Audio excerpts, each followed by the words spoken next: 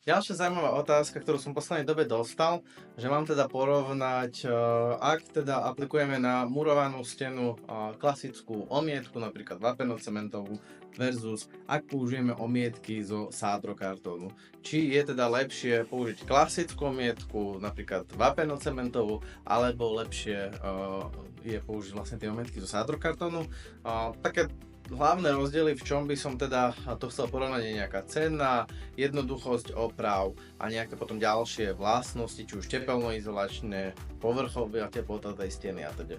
No, začneme teda napríklad práve tou jednoduchosťou oprav. Dajme tomu, že máme teda omietky hotové. Ak teda poškodím sádrokartónovú stenu nejakým vrtaním, prenášaním na bitku a tak ďalej, stačí vlastne zatmeliť, zabrusiť, je to vybavené, kdežto pri tej omietke väčšinou musím to nejak celé vyspravovať a niekedy môže byť celkom zaujímavé teda zamaskovať ten prechod novej omietky k tej starej, čo z môjho pohľadu teda práve v tomto prípade hrá skôr práve tej sádrokartónovej stene.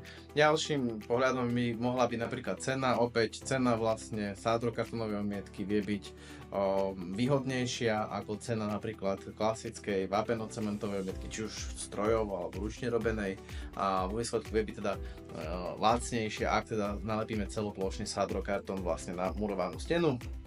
Ďalej, čo sa týka vlastne nejakých ďalších vlastností, tak sádrokartón je napríklad celkom výhodný aj povrchovou teplotou, keďže má vyšší tepelný odpor a má lepšiu efuzivitu, vlastne tak tá povrchová stena bude vo výsledku teplejšia. Máme však aj nejaké nevýhody, aj keď vlastne tá oprava toho sádrokartónu je jednoduchá, tak nejaká taká povrchové napätie alebo povrchová stálosť toho materiálu je teda vyššia, to znamená, že sádrokartón ľahšie teda poškodíme nejak povrchovo, ľahšie sa zrobí nejaká rýha na ňom a tak ďalej, ale ako som spomínal, vlastne tá oprava vie byť jednoduchšia. No a ešte posledná taká perlička na záver, s ktorou sa vlastne často stretávam, že čo teda kotvenie. Čo sa týka teda kotvenia, ak aplikujeme sádrokartón celoplošne na murovanú stenu, tak vlastne ťažšie predmety kotvíme klasicky do muriva, ľahšie predmety dokonca vieme len do sádrokartónu, čiže to kotvenie je vlastne ľahšie a funkčnejšie.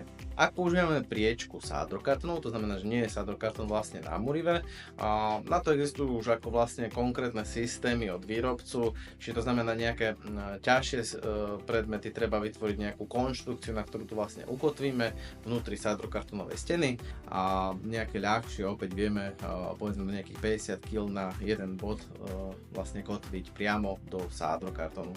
Takisto ešte, ak by som mohol doplniť, ak vám ide teda o vysokú nejakú pevnosť, existujú aj napríklad dosky ako Rigips Habito, po prípade ešte odolnejšie sádrovlaknité alebo Fermacell dosky.